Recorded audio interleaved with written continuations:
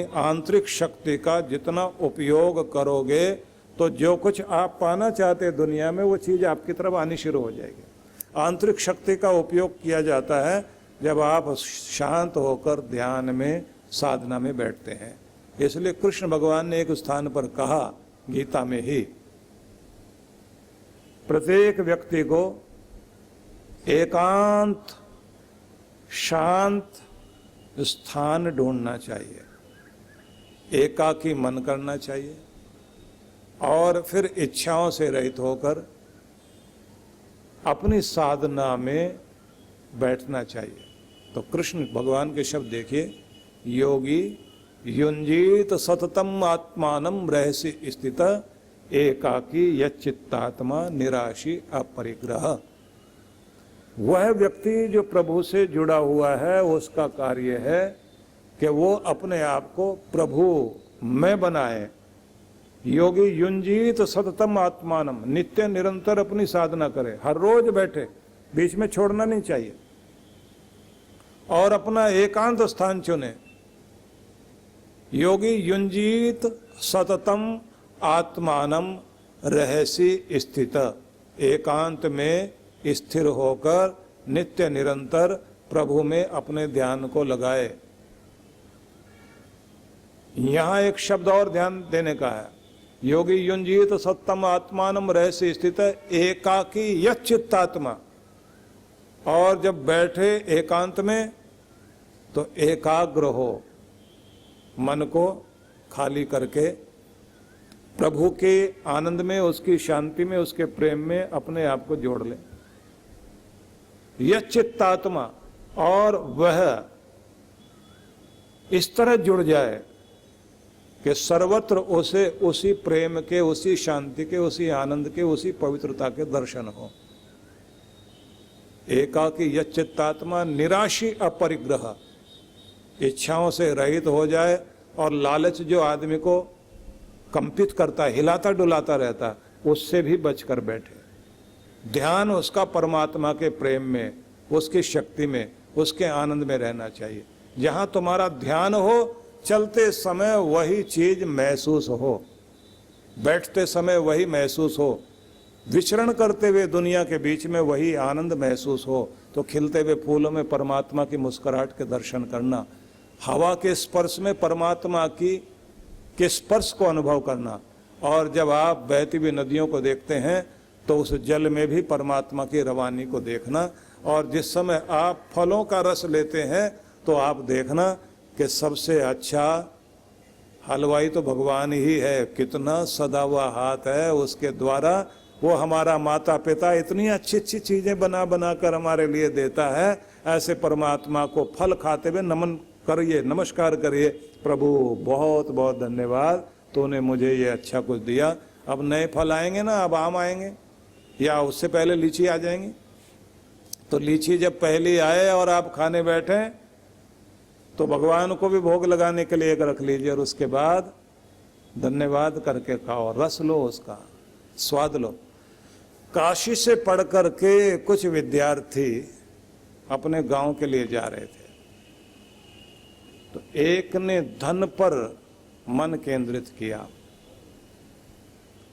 इतना क्योंकि सिखाया गया था जिस चीज पर मन केंद्रित करोगे कहीं से भी उसकी आवाज आएगी जरूर, और वो मिलेगा जरूर।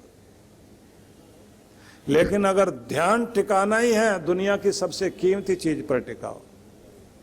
तो गुरु ने आखिर में उपदेश देकर भेजा, तो एक विद्यार्थी का ध्यान पूरा धन पर। तो रास्ते में जंगल से गुजरते गुजरते एक बच्चा रुका और बोला, सुना तुमने क्या आवाज आई? सबने पूछा, हमने तो कुछ नहीं सुना। नहीं, सिक्का गिरा है ऊपर से, सोने की अशरफी, और कहां गिरी है ये भी मुझे पता है। एक अभ्यास कराया जाता है साधना में कि त्राटक साधो कानों से, और इस तरह साधो कि बहुत हल्की आवाज भी तुम्हें सुनाई दे, और पूरा ध्यान उसमें टिकाओ कि जिससे तुम्हारा चैतन्य इतना बलिष्ठ हो जाए, जिस चीज को अपनी तरफ खींचना चाहते हो उसकी आवाज सुनाई देने लग जाए। तो बहुत तरह की साधनाएं कराई जाती हैं और गुरु के नजदीक ज्यादा रहना चाहिए। इतना कुछ गुरु के पास होता है, एक दिन में कभी नहीं देता। साधना का जब मौका मिले तो नजदीक बैठो और सीखो। और हमने तो देखा है, हम जहां जहां भी जिन जिन लामाओं के पास भी गए, जो तिब्बती लामा होते हैं ना, बड़ी अजीब तरह की साधनाएं होती हैं उनकी, बहुत भटके जगह जगह, लेकिन सब लोग थोड़ा थोड़ा बताते थे, थोड़ा थोड़ा। अब जब हम लोगों को कुछ बताने की बारी आती है तो हम एक बार में इतना बताते हैं, और फिर कुछ महान पुरुष मिलते हैं तो वो कहते हैं इतना नहीं बताना चाहिए, थोड़ा बताओ, उतना वो पचाएंगे और सीखेंगे भी। उनको खूब रोज अभ्यास करवाओ। लेकिन हमको ये लगता है कि हमें तो सिखाने में लोगों ने बहुत मुश्किल पैदा की, कितने साल तक भटकना पड़ा। बताना चाहिए। तो इतनी सूक्ष्म चेतना का ऐसा रूप बना दिया जाता है कि सूक्ष्म से सूक्ष्म आवाज भी, महीन धीमी आवाज भी सुनाई देती है। उस बच्चे ने कहा कि सिक्के के गिरने की आवाज सुनाई दी है, तो सब तो हंस रहे थे, और वो बच्चा भागा उधर की तरफ जहां से आवाज आई थी, अपनी आंखें बंद करके उधर की तरफ जा रहा है, क्योंकि कान उधर लगा रखे हैं। उस पेड़ के नीचे जाकर खड़ा हुआ तो उसके पांव के नीचे एक चीज स्पर्श की, उसने वहीं हाथ लगाया तो सिक्का था सोने का। फिर वहीं खड़े खड़े सोचने लगा, इतनी आवाज ऊपर से गिरने से आती है, तो जरूर यहां ऊपर कोई ऐसी थैली रखी है जिसमें सिक्के हैं। चढ़ गया ऊपर, और वहां किसी चील ने पकड़कर अपने घोंसले में कहीं से थैली उठा लाई होगी, उसमें कुछ और भी लगा हुआ होगा। पक्षी को थैली से क्या लेना देना, उसमें कुछ लगा हुआ होगा, उसे खाने के कारण उठा के ले आई। तो वो सिक्के जैसे ये लेकर आया, नीचे उतरा, तो सबने तालियों से स्वागत किया, भाई अद्भुत हो तुम, तुम्हें धन की आवाज कहीं से भी सुनाई देती है। कहता है कि मैंने सपना एक ही देखा था कि धनी होना है, इसलिए धन की आवाज कहीं से भी आती सुनाई देती है। सब बच्चों ने कहा, लेकिन गुरु ने तो जाते हुए कहा था कि सबसे बड़ी आवाज प्रेम की है, जिसे कान नहीं सुनते हृदय सुना करता है, उसको सुनो और वही बांटो, उसके लिए तुम दुनिया में आए हो। उसने कहा, मैं तो प्रेम को धन नहीं समझता था, धन को ही धन समझता था। लेकिन जैसे थोड़ी दूर चले, एक बच्चे ने कहा, बहुत जोर जोर से किसी के तड़पने की आवाज आ रही। सबने कहा कि यहां तो कोई आवाज नहीं आई, कि मेरे गुरु ने कहा था कि प्रेम वाले आदमी को किसी के आंसू बहुत दूर से भी दिखाई देंगे, अगर बारिश में भी चेहरा भीगा हुआ होगा तो भी आंख के आंसू पहचान लेगा। वो जिसके अंदर प्रेम हो, वो दूसरों के दर्द को पहचानता है। सुनते ही कहता है कि मैंने आवाज सुनी है किसी के तड़पने की। उसने भी वैसे ही आंखें बंद की, किधर से आवाज आ रही थी उधर की तरफ चलना शुरू हुआ। देखता है झाड़ियों के अंदर कांटे में एक तितली फंसी हुई है और वो पंखों को फड़फड़ा रही है। तो इसने दोनों हाथों में उसको पकड़ा, आसमान में उड़ाते हुए, और भगवान को प्रणाम किया, प्रभु तूने मुझे वो विद्या दी कि मैं किसी तड़पते हुए को कांटों से निकालकर उसे आसमान में उड़ने लायक बना दूं। बस तू भी यही कृपा करना कि मुझे कांटों से निकालना और आसमान में उड़ने के लायक बनाना। और कहते हैं तभी उनके पास आगे से चलते हुए गुरु आए और उन्होंने उस बच्चे को कलेजे से लगाया, जिस बच्चे के कान दूसरे के दर्द की आवाज को सुन सकते हैं। उन्होंने कहा, तू मेरा नाम दुनिया में रोशन करेगा, क्योंकि तेरे अंदर दिव्यता आ गई है। तू भगवान का वो प्यारा बच्चा है जो दूसरे के दर्द को, चाहे कीड़ा मकोड़ा भी तड़प रहा हो, तेरी आवाज, तुझे वो आवाज सुनाई देती है। इसलिए मैं ये कहना चाहता हूँ, जब आप अपनी साधना के द्वारा इतना अधिक संवेदनशील अपने आप को बना लेते हैं कि कहीं से भी कोई आवाज, किसी के दर्द की, किसी के आंसुओं की पुकार सुनाई देने लग जाए तो समझ लेना चाहिए ऐसा व्यक्ति दुनिया में वह व्यक्ति है जिसके अंदर परमात्मा की आवाज भी उभरने लग जाती है, क्योंकि वो पवित्र आत्मा हो गया। पर जिस पर भी ध्यान टिकाओगे आप ज्यादा, वो चीज आपकी तरफ आने लग जाती है। ज्यादातर लोगों का ध्यान पैसे में है, लेकिन पैसे में भी डर है, मिलेगा नहीं मिलेगा, कहाँ मिलेगा, कैसे मिलेगा, अमीर रहूंगा नहीं रहूंगा, गरीब ना हो जाऊं, छिन ना जाए, ये ना हो जाए। ये जो शंकाएं हैं ये आपको पीछे ले जाती हैं। तो हर व्यक्ति को हर दिन अपनी साधना के द्वारा अपनी आंतरिक शक्ति बढ़ानी चाहिए। अब सबसे पहली बात ध्यान रखना, विकसित होना ही जिंदगी का उद्देश्य है।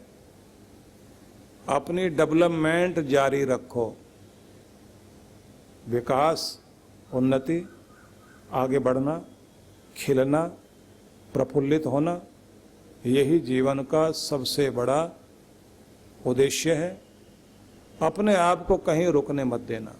जिंदगी में आगे आगे आगे आगे आगे जाना है। तो जब तक आप विकसित हो रहे हैं, आप युवा हैं, जैसे आप बुझने लग जाते हैं बुढ़ापा शुरू।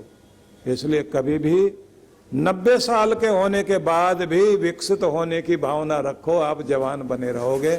अपने आप को विकसित करना है, इसलिए एक ही शब्द दिमाग में बार बार घुमाइए, विकसित होना जीवन का उद्देश्य है।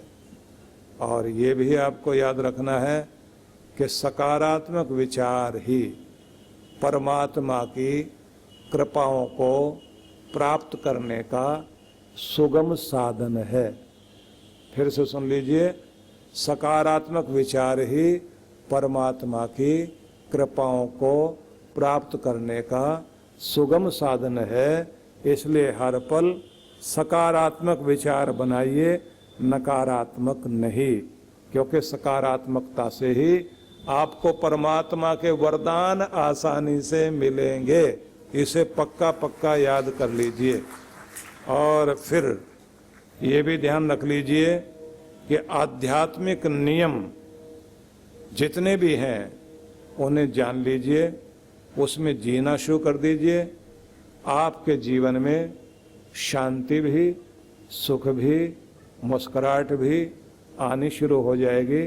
इसलिए जो जो नियम गुरु बताते हैं वो आध्यात्मिक नियम हैं, उन्हें कागज पर डायरी में नोट करना शुरू करें और उसका कलेक्शन होना चाहिए। अगली बात आपको ये याद रखनी है कि कल्पना ही सृजन का आरंभ है। कल्पना ही सृजन का आरंभ है। मन में कल्पना करोगे तो सृजन भी होगा, रचना भी होगी, और जो रचा जाएगा वो आपकी जिंदगी में खुशियां लेकर आएगा। इसलिए अच्छी कल्पना करना शुरू कीजिए, बुरी नहीं। बुरी कल्पना करोगे तो आप बुरी चीज को सामने पाओगे। तो अच्छी कल्पना, अच्छा सृजन, अच्छी कल्पना, अच्छा जीवन, अच्छे विचार, ऊंचा जीवन। आपको बाहर से बदलने की जरूरत नहीं है, मस्तिष्क बदलना है। 1 मिनट में ही आपकी जिंदगी बदल सकती है। अगर आपका विचार और आपका मस्तिष्क बदला तो जिंदगी भी बदल गई। इसलिए स्वयं को बदलना है। तो ये टिप्स मैंने आपको दिए, इन्हें पकड़ लीजिए। और ये ध्यान रखिए कि सब दुनिया पागल कहती है, लेकिन वो जो परमात्मा के रंग में रंगा हुआ है, वो उसके रंग में रंग कर, रात हो या दिन हो, उसकी धुन भगवान में रहती है। तो वैसी धुन लगाइए, वैसे लोगों के साथ जिए, ब्रह्म यात्री बने, धर्म यात्री बने, कल्याण मार्ग के पथिक बने। कि हम सब लोग कल्याण मार्ग पर चलने के लिए आए हैं, मंगल यात्री। मंगल वो नहीं जो मंगल में जीवन ढूंढ रहे हैं, वो मंगल यात्री हैं जो जीवन में मंगल ढूंढ रहे हैं, इस धरती पर मंगल ढूंढ रहे हैं, जो इस जीवन के अंदर शुभ मंगल हो इसके लिए कार्य कर रहे हैं। तो इस पर आप लोग ध्यान देंगे। और आखिरी में, क्योंकि 2 ही मिनट मेरे पास बचे हैं, तो उसमें भी 2-4 बातें आपको कहना चाहता हूँ। एक, आपके घर में भी कुछ वे लोग हैं जिनको आपके प्यार और आपके आदर की बहुत आवश्यकता है, क्योंकि जब आप छोटे थे आपको प्यार की और सहारे की बहुत जरूरत थी। माँ बाप ने कभी आपको अकेला नहीं छोड़ा। माँ काम करते करते भी आपके आसपास थी। माँ बाप बूढ़े हो जाएं, अकेला मत छोड़ना उनको। आज मैं दिन में एक बात बोल रहा था ना, जब दीक्षा के लिए आप बैठे हुए थे, कि कैसी भी माँ क्यों ना हो, अगर पागल भी हो जाए, सब कुछ भूल जाए, अपने बेटे का नाम कभी नहीं भूलती, उसे पुकारती रहती है। पागल माँ भी पुकारती रहती है, क्योंकि उसके प्राण अपने बच्चे में अटके हुए होते हैं। उसे भगवान याद हो ना हो, अपना बच्चा जरूर याद होता है। मैं ये कहना चाहता हूँ, आप उस तरह के भले ही ना बनो, लेकिन अपने माँ बाप को मत भूल जाना, उनको आदर देने में कभी कमी मत छोड़ना। जो आपके अपने हैं, 2 बोल प्यार के सुनने के लिए तरसते हैं, और उनके साथ बात कैसे करनी है। अभी जब हम पंजाब में थे, चंडीगढ़ में कार्यक्रम था, तो मैं उस समय एक बात सुना रहा था वहाँ।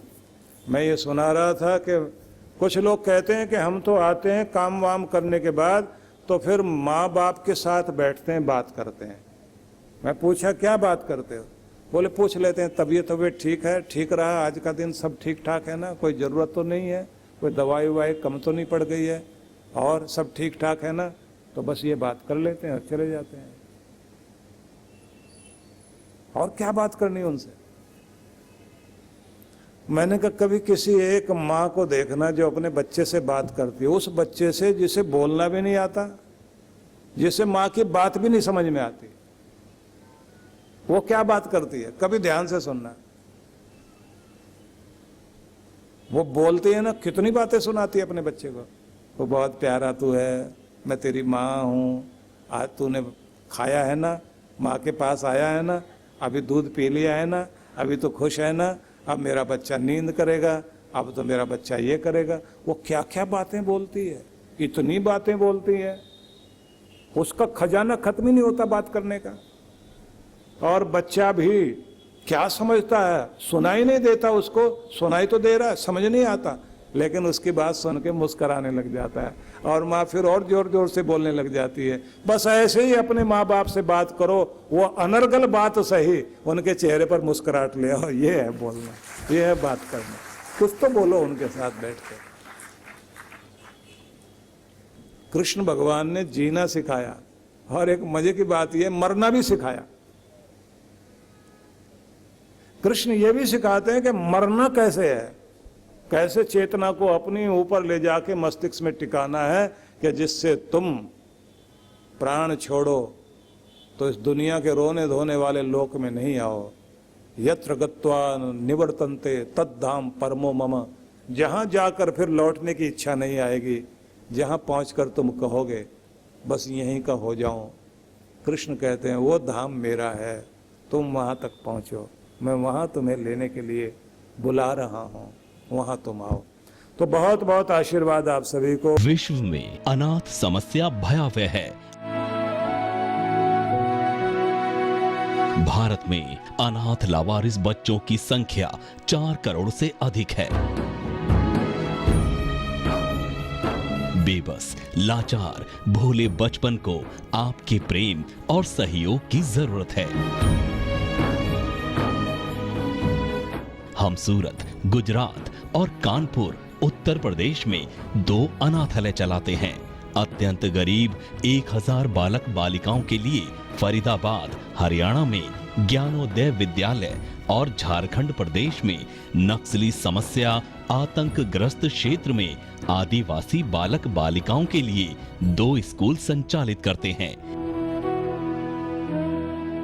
इस महान कार्य के लिए आपके आर्थिक सहयोग से इन बच्चों का भविष्य संवर सकता है।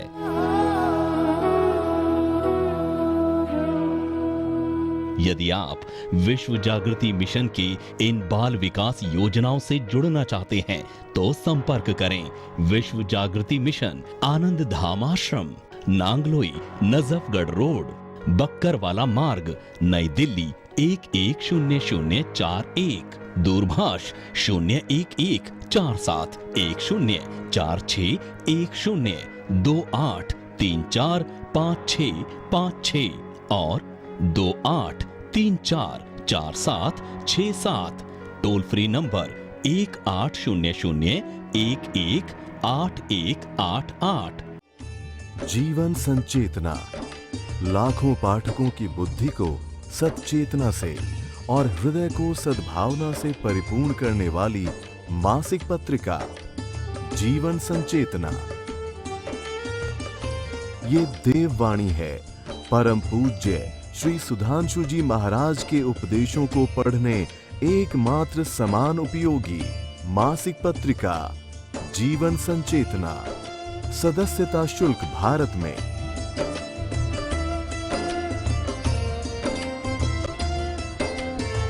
सदस्यता शुल्क विदेश में।